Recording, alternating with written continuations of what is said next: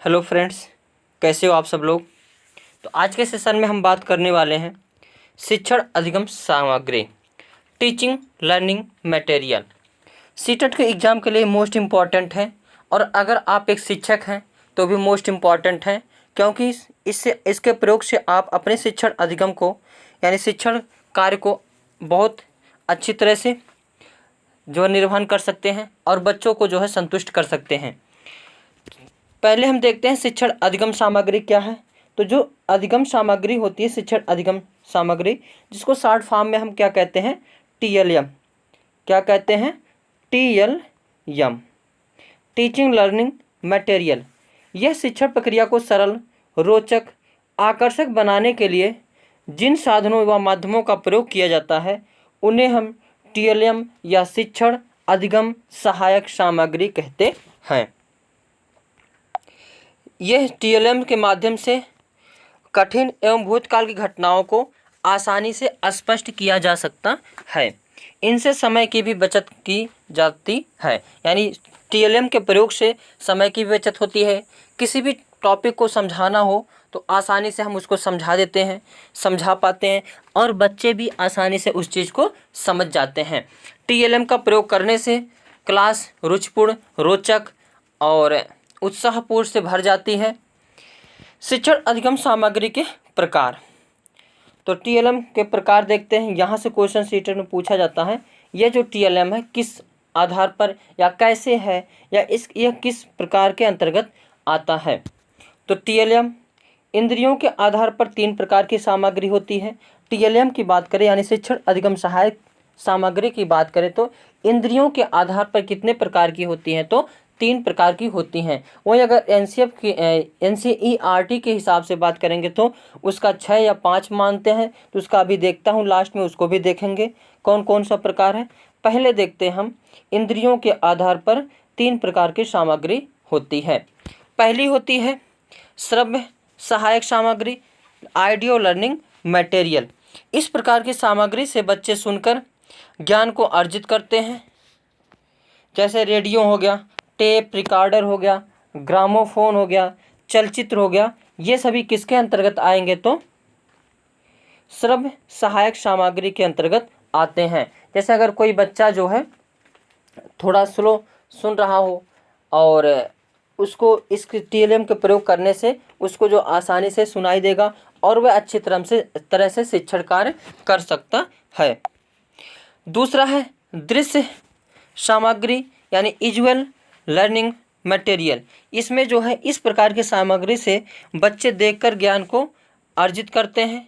जैसे श्यामपट्ट हो गया, फनेलर बोर्ड हो गया, फिल्म स्ट्रिप हो गया, इंसाइक्लोपीडिया हो गया, पत्र पत्रिकाएं, ग्लोब, ये सभी किसके अंतर्गत आते हैं, तो दृश्य सामग्री के अंतर्गत आते हैं। यानी इसका प्रयोग करने से बच्चे अच्छी तरह से किसी भी चीज़ को देख करके शिक्षण आप शिक्षण काम को आसानी से कर सकते हैं और बच्चे आसानी से इसके प्रयोग से सीख सकते हैं। जैसे आप अगर पढ़ा रहे हो 7 महाद्वीप हैं तो सब सोचेंगे कहाँ महाद्वीप है, जब तक ग्लोब में दिखाओगे नहीं तब तक उसको अच्छी तरह से समझ में नहीं आएगा। जैसे यहाँ पे चित्र में बनाया गया है, कई सारे कार्टून बनाए हुए होते हैं, पत्र पत्रिकाओं द्वारा भी सीखा जाता है, श्यामपट्ट में जो लिखा जाता है उससे भी बच्चे वो देख करके सीखते हैं। तो ये सभी किसके अंतर्गत आता है, तो दृश्य सामग्री के अंतर्गत आता है। उसके बाद तीसरा है श्रव्य दृश्य सामग्री, यानी वह TLM वह सामग्री जिसको बच्चे देखकर सुनकर दोनों प्रकार से करके शिक्षण कार्य पूर्ण होता है। यानी बच्चे देखकर सुनकर दोनों प्रकार से एक ही क्वालिटी में पाए जाते हैं, उसे हम श्रव्य दृश्य सामग्री कहते हैं। जैसे टीवी हो गया, टीवी को आप देखते भी हो और सुनते भी हो, कंप्यूटर में भी देखते भी हो और सुनते भी हो, नाटक में भी देखते भी और सुनते भी हो, और चलचित्र चलने वाले चित्र उसको में भी आप देखते भी हो और सुनते भी हो, कठपुतली में भी सुनते भी हो और चलते भी हैं। तो ये होता है श्रव्य दृश्य सामग्री, यानी वह सामग्री जिसमें देखा भी जा सके और सुना जा सके, तो वह होता है श्रव्य दृश्य सामग्री। तकनीक के अब देखते हैं TLM तकनीक के आधार पर। तकनीक के आधार पर TLM कितने होते हैं, 2 होते हैं। एक होता है कठोर उपागम, क्या होता है, कठोर उपागम यानी हार्डवेयर अप्रोच, और ये होता है एक मृदु उपागम यानी सॉफ्टवेयर अप्रोच। यहाँ पे इसको आप स्पर्श नहीं कर सकते। हम सब जो है इसको जो है जैसे कंप्यूटर होता है उसमें दो प्रकार से होता है, एक हार्डवेयर एक सॉफ्टवेयर। सॉफ्टवेयर को हम देख नहीं सकते, पकड़ नहीं सकते, सॉफ्टवेयर को देख सकते हैं, पकड़ नहीं सकते, छू नहीं सकते, जबकि हार्डवेयर को टच कर सकते हैं, छू सकते हैं, देख सकते हैं। और अगर वही बात करें तीसरा, परीक्षण के आधार पर टीएलएम, किसके आधार पर? परीक्षण के आधार पर टीएलएम दो प्रकार से होता है, एक प्रक्षेपी होता है और दूसरा क्या होता है? अप्रक्षेपी होता है। यानी एक होता प्रक्षेपी सामग्री और दूसरा अप्रक्षेपी सामग्री। प्रक्षेपी सामग्री में क्या होता है? इन चीज़ों के प्रदर्शन के लिए मशीनों की ज़रूरत होती है, उसे हम प्रक्षेपी सामग्री कहते हैं।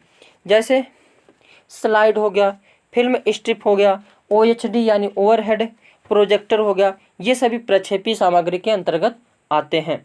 दूसरा होता अप्रक्षेपी सामग्री, जिन चीज़ों के प्रदर्शन के लिए मशीनों की ज़रूरत नहीं होती है वे अप्रक्षेपी सामग्री होते हैं। जैसे श्यामपट्ट हो गया, चार्ट हो गया, पाठ्य पुस्तक हो गया, ये सभी जो अप्रक्षेपी सामग्री के अंतर्गत आते हैं। एनसीईआरटी के अनुसार देखते हैं कितने प्रकार से हैं। तो एनसीईआरटी के अनुसार टीएलएम 6 प्रकार से होते हैं। कौन कौन सा? एक ग्राफिक चित्र जैसे कॉमिक्स हो गया, कार्टून हो गया, और बी है डिस्प्ले सामग्री जैसे blackboard, bulletin board, flannel board, और त्रिआयामी सामग्री जैसे मॉडल दिखाना हो। श्रव्य सामग्री में रेडियो, टेप रिकॉर्डर, लिग्वाफोन। प्रक्षेपी सामग्री स्लाइड, फिल्म स्ट्रिप। प्रक्रिया सामग्री अभिनय और क्षेत्र भ्रमण। यानी एनसीईआरटी के अनुसार टीएलएम कितने प्रकार से है? 6 प्रकार से। और वहीं बात करें परिक्षेपण के आधार पर 2 प्रकार से, तकनीक के आधार पर 3 प्रकार से, और उसके बाद जो है इंद्रियों के आधार पर 3 प्रकार से होते हैं।